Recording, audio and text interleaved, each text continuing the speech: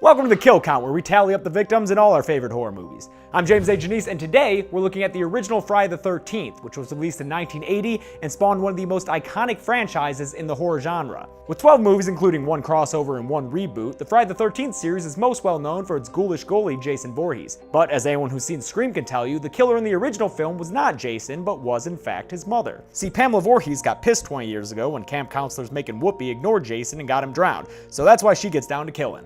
And how much killing? Let's find out. The intro of the movie takes place in 1958, you know, America's golden age, when jobs were plenty and the best form of foreplay was singing church songs at a summer camp. Sure gets these two kids worked up because they wander off to play a little cabin attic grab ass. It's these two giggling lovers, Barry and Claudette, who Pamela begins her vengeance with. But hey, since Jason drowned a full year prior to this, she's probably had a lot of time to think up some innovative kills, right? Nope, Barry gets stabbed in the gut below screen for the first kill of the franchise. Kind of a lame start to a movie known for gruesome kills. It looks like he just squeezed a tomato against his belly. After that, Pamela turns on Claudette. They play catch with some boxes before the film starts to lag or something. Oh, no, that's just shitty slow motion. A freeze frame signifies Claudette's death, the second of the film. Then it pushes in on the frame and flashes to white, meaning we just watched Claudette pass into the afterlife, I guess. Great, now we're in the present where creepy old dudes give really weird line readings.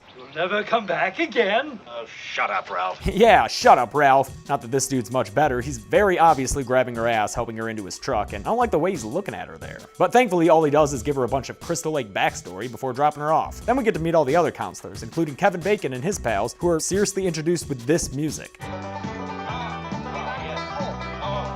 feel like one of them should be playing a milk jug. They arrive at camp and meet camp owner Steve Christie, who probably oils himself up in front of a mirror every morning. I mean, look at him. Back to Annie Phillips, the teen who got harassed in town. She gets picked up by someone who listens silently while Annie talks about how awesome she is. But when you've had a dream as long as I have, you'll do anything. Then Annie freaks out and does a sweet somersault from the speeding vehicle, but still winds up as the third kill of the film with a pretty decent throat slit 22 minutes in. I'm using the unrated version here, so it's a few frames longer. You're welcome. After that, we have to sit through 20 more minutes of these shitty teenagers as they go swimming, do some cooking, and kill a really good-looking prop snake. Wait, oh no, I'm sorry. This is 1980 and this is a no-budget movie. That's a real fucking snake. That was an animal. They even run to Ralph, who's hanging out in their pantry for some reason. Maybe he was just trying to get a look at Alice's sweet Luke Skywalker cosplay. Nailed it. Finally, someone else dies. It's Ned, the trickster or whatever character, whose charming qualities include life-threatening gags, pretending to drown just to get a kiss, and cultural appropriation. Oh, shit. He wanders into a cabin and gets killed off screen, but his body shows up 40 minutes in. It happens while Kevin Bacon's character Jack gets his bang on with his girlfriend Marcy.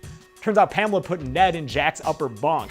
Classic camp prank. Kevin Bacon's gonna see his body and be like, dude, quit cock blocking. But actually, Bacon doesn't see it, so instead of Ned's body, sexy times is cut short by a full bladder when Marcy leaves to pee. Jack takes the opportunity to smoke a joint, getting relaxed long enough for Pamela to grab his head and stick an arrow through his neck from below. It's a very iconic death, but I always laugh at the mental image of Pamela sliding her way under the bed just to be able to do this. Whatever, ignore the logistics and just enjoy this death again. Good stuff, Tom Savini. Then we get 2 straight minutes of the Marcy Standler underpants party before she joins the Vic list with an axe to the head. Another truly fantastic kill. Where was this kind of makeup for those first 2 kills, guys? Meanwhile, there's been a game of strip Monopoly going on between Brenda, Bill, and Alice, but it gets shut down by Mother Nature. And where was Steve? Probably oiling himself up in the other room, right? Nah, he's back in town eating pancakes or something. Stuck in a diner because it's raining, or someone is just spraying a hose back and forth on that car, but let's pretend it's raining. Despite the stormy weather, Brenda gets lured outside by a creepy voice. Yeah, that'll break your reading concentration. She wanders outside and ends up looking like a creepy wet porcelain doll on the archery range. Cut away in a scream means she's probably getting killed, but we'll wait for confirmation before we add her to the kill count. Don't worry, we get an on-screen kill soon enough when Steve Christie heads back to camp and gets stabbed below screen? What?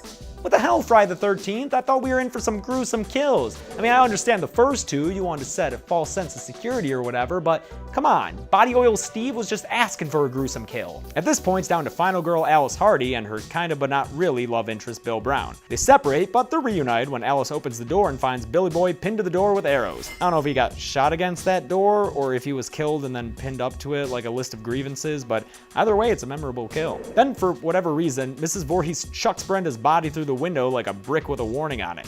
She's got like holes in her and a rope around her. I don't know. I'm honestly just distracted by the actress moving around there. It's after all this that Alice finally meets Mrs. Voorhees face to face. Well, I I'm Mrs. Voorhees. Pamela gives the whole spiel about irresponsible camp counselors and such, and then a 10-minute chase ensues, complete with Chinatown-like slapping, extreme close-ups on Betsy Palmer's teeth, and a full-on hit to the crotch. Ouch. It all comes to a head on the beach when Alice picks up the machete, charges at Mrs. Voorhees full speed, and straight up decapitates her. It's another iconic kill in a movie with plenty of them, and the hands in the air gesturing, "Why, God, why?" are just the cherry on top.